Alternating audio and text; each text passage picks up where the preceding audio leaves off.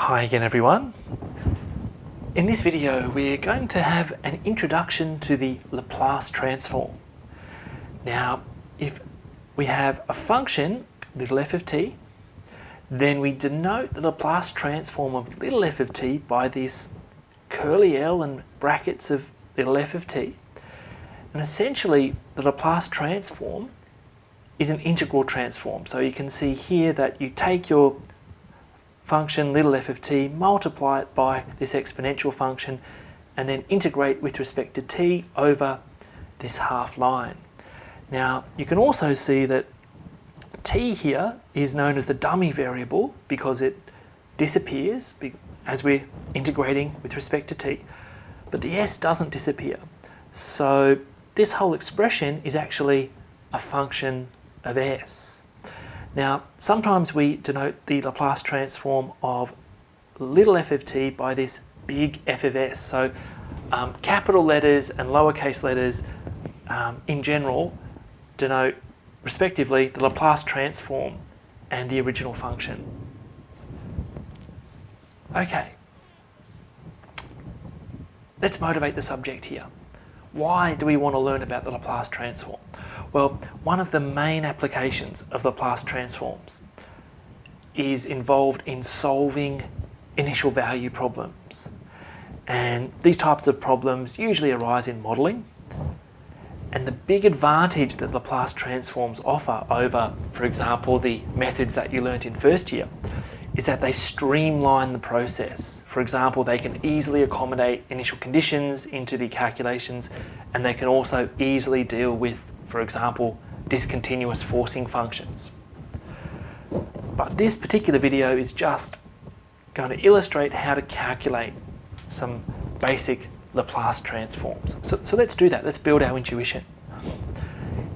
In part I, we're asked to use the above definition of the Laplace transform to calculate the Laplace transform of e to the minus 2t. So in this example we have little f of t is e to the minus 2t.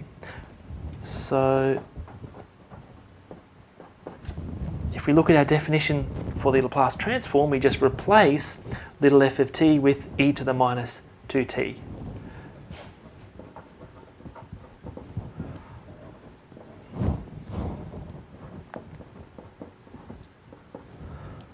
Okay, so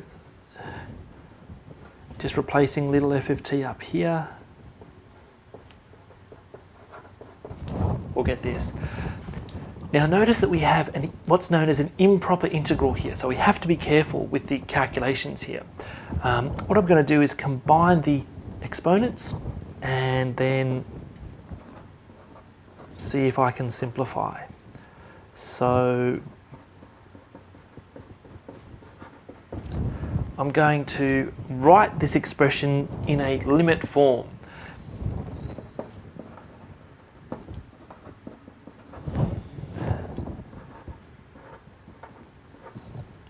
So this is the standard way of evaluating these improper integrals.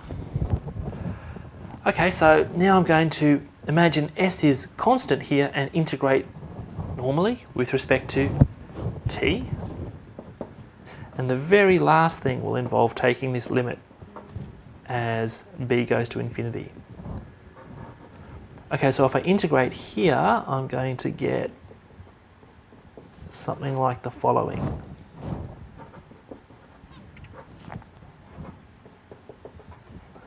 Oops, t equals b. Okay, now you note that these substitutions do not involve s. Neither does the limit. So I can actually take the factor of 1 over s plus 2 out the front. Now that'll just simplify the calculations a little bit.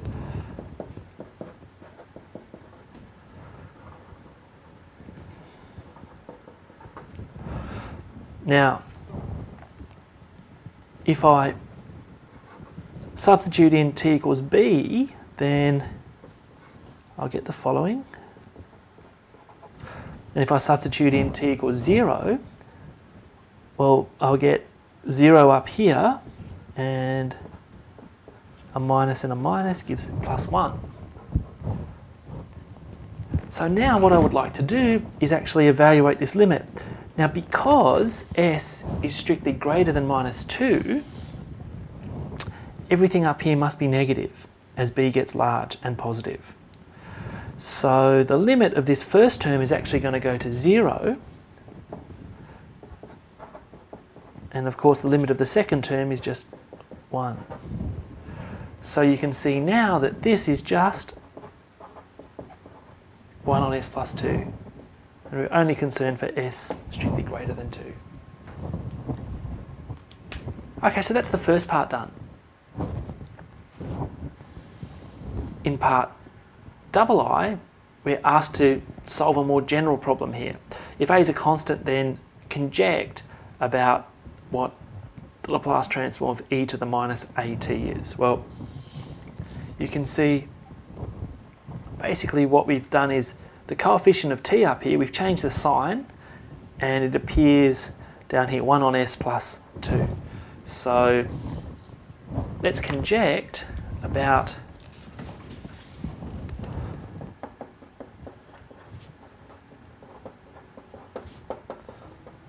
that the Laplace transform of e to the minus at is just 1 on s plus a. Okay, in fact, you can easily prove that, but I'm not going to repeat the proof.